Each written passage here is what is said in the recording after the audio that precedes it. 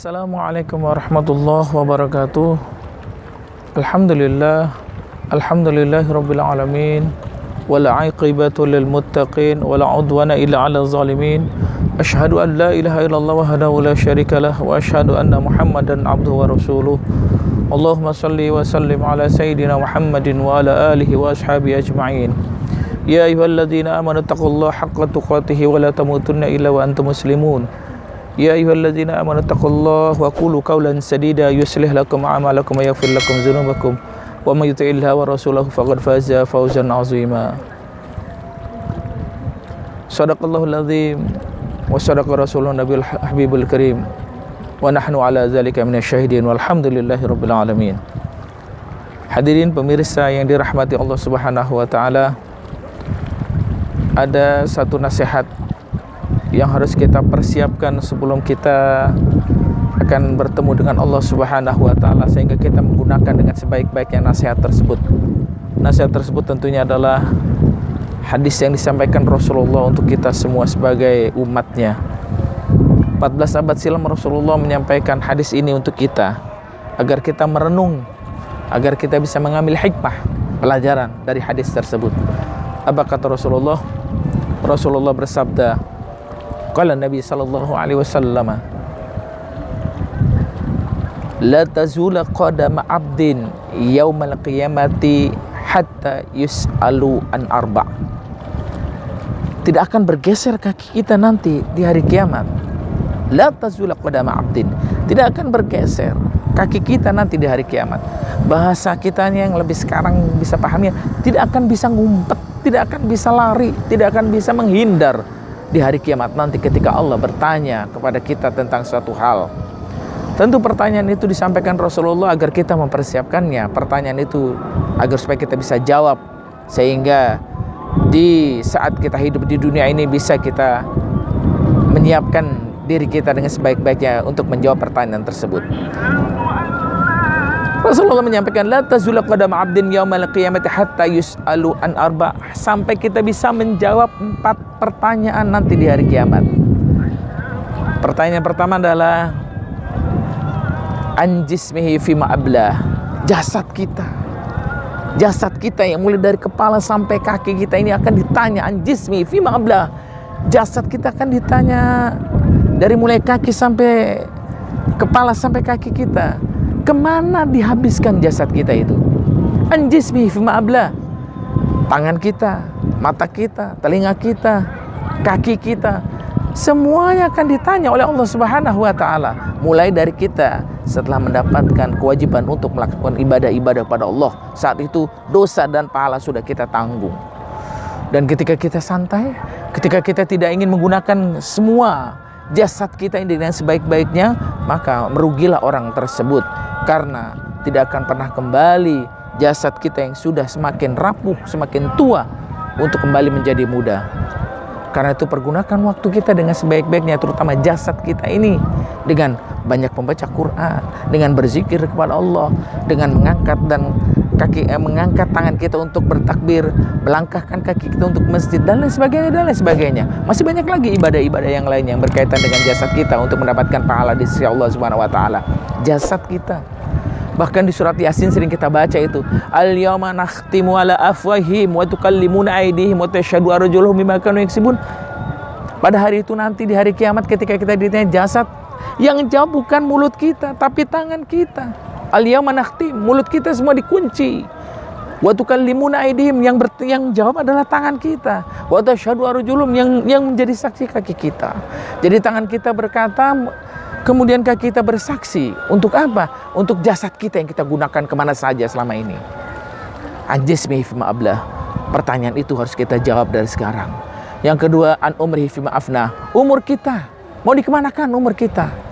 Dari mulai kita akil baligh, ketika kita diwajibkan untuk ibadah, sampai nanti kita wafat terbujur kaku, semua umur kita kaitan dengan kita, semua akan ditanya. Makanya Rasulullah pesan kepada kita, amar ummati baina sittin wa ila sab'in wa aqallahum ma yajuzu zalika. Umur kita antara 60 sampai 70. Umur umat Nabi Muhammad tidak lebih daripada 70. Jarang yang sampai di atas 70. Rasul yang menyampaikan hal itu agar kita menggunakan umur kita dengan sebaik-baiknya. An umrihi fima afna, umur kita dihabiskan kemana? Nah, umur kita hanya sampai 60-70. Rasulullah menyampaikan. Rasulullah wafat umur 63 tahun. Makanya hati-hati kalau ada di antara kita kaum muslimin, sahabatku, saudaraku, kaum muslimin dan muslimat yang sudah berumur 62 tahun 11 bulan, hati-hati, mungkin sebulan lagi kita hidup. Karena itu pergunakan umur kita dengan sebaik-baiknya. Jangan sampai umur kita akhirnya sia-sia terbuang begitu saja. An umrihi fima afna, umur kita dihabiskan kemana? Kemudian ditanya lagi yang ketiga oleh Rasulullah. Allah bertanya kepada kita melalui hadis ini. An malihi min aina iktasabuh wa ila aina anfuh wa ila aina anfaquh. Harta yang kita miliki, harta yang kita punya, harta yang sekarang ada di rumah kita, bahkan di rekening kita, semuanya itu dari mana dan kemana? Pertanyaannya dua itu ketika harta. Allah titipkan harta kita, dari mana kita memperolehnya dan kemana dikeluarkannya. Hati-hati, kita mungkin dapatnya dengan cara yang tidak baik, walaupun membangun masjid udahannya.